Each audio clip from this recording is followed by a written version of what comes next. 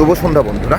কাশিতে এসে অন্যতম দ্রষ্টব্য যে জিনিসটা সেটা হচ্ছে কাশী গঙ্গায় আরতি, যেটা হচ্ছে একটি অবশ্যই মুহূর্ত বলা যেতে পারে এবং যার সাক্ষী হতে পারলে নিজেকে সত্যি খুব ভালো লাগবে। সো বন্ধুরা, আশিঘাট থেকে আজকে আমাদের লক্ষ্য হলো দশাশ্বমেধ ঘাট, যেখানে আমরা যাচ্ছি গঙ্গা আরতি দেখতে এবং এখানে জনপ্রতি ভাড়া নেওয়া হলো 200 টাকা করে, যা সময় সময় পরিবর্তন হতে পারে। নৌকা চেপে গেছি এখন। আজকে নৌকাতে করেই সন্ধ্যা আরতির যে মুহূর্তটাকে সেটাকে উপভোগ করবো এবং বন্ধুরা তোমাদের সামনে তুলে ধরব। তার সঙ্গে থাকো। জয় গুরু, হর মহাদেব। যদি আপনি এমন কোনো স্থান খুঁজছেন যা আলো এবং আধ্যাত্মিকতার শহর বারাণসীর মর্মকে ধারণ করে, তাহলে আপনারা অবশ্যই দশাশ্বমেধ ঘাট পরিদর্শন করুন। এটি গঙ্গা নদীর তীরে অবস্থিত বারাণসীর প্রাচীনতম এবং সবচেয়ে পবিত্রতম ঘাটগুলির মধ্যে একটি। পুরাণ ও শাস্ত্রমতে মহাদেবকে স্বাগত জানাতে স্বয়ং ব্রহ্মা এই ঘাটটি নির্মাণ করেছিলেন। যজ্ঞ করার সময় 10টি ঘোড়াকে তিনি বলিদান দেন এবং তাই এই ঘাটের নামকরণ করা হয় দশাশ্বমেধ ঘাট। এখানে মূলত অগ্নিদেবতার পুজো করা হয়। এছাড়াও সূর্য, শিব ও গঙ্গা নদীর আরাধনাও করা হয়। বর্তমান ঘাটটি 1784 সালে পেশোয়ার বালাজি বাজিরাও তৈরি করেছিলেন এবং এর কয়েক দশক পরে ইন্দোরের রানী অহল্যাবাই হোলকার 1774 সালে ঘাটটির পুনর্নির্মাণ করেন। এই দশাশ্বমেধ ঘাটের অন্যতম বৈশিষ্ট্য হলো সন্ধ্যা আরতি। তা বন্ধুরা, চলো এবার আমরা দশাশ্বমেধ ঘাটে পৌঁছে গেছি। প্রত্যেক বিকেল 6টা থেকে 7টার মধ্যে এই গঙ্গা আরতি শুরু হয় এবং প্রায় 45 মিনিট ধরে চলতে থাকে। তা চলো বন্ধুরা, এবার দশাশ্বমেধ ঘাটে সেই ঐতিহাসিক মুহূর্ত আমরা উপভোগ করি। সঙ্গে থেকো বন্ধুরা।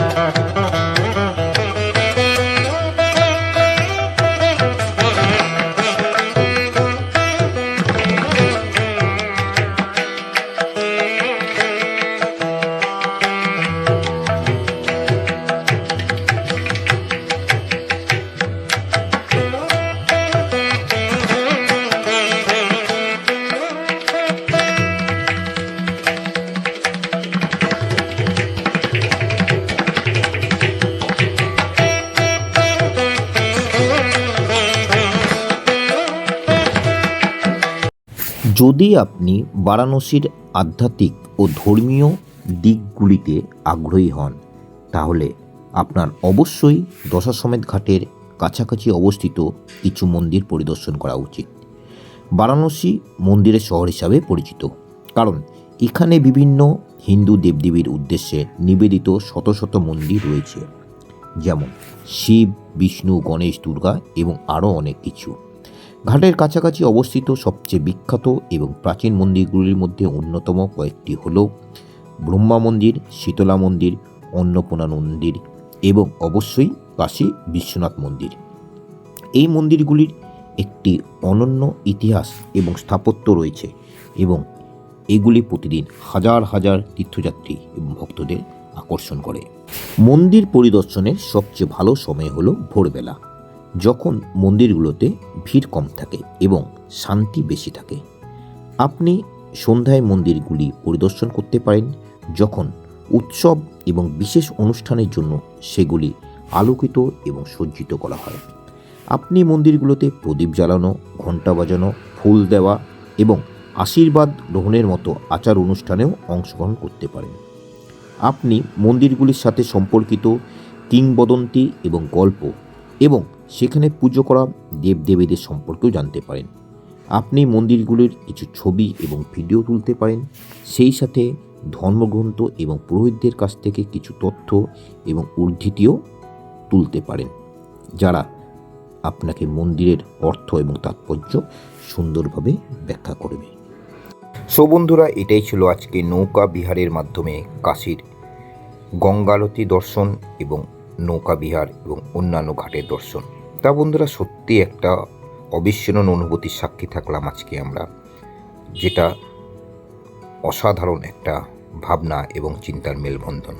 তা চলো বন্ধুরা, এবার আমরা চলে এসেছি আবার আশি ঘাটে। এখানে এখন আমরা আবার নৌকা থেকে নামবো। পরবর্তী ব্লগে আবার তোমাদের সঙ্গে দেখা হবে। ততক্ষণের জন্য হর হর মহাদেব।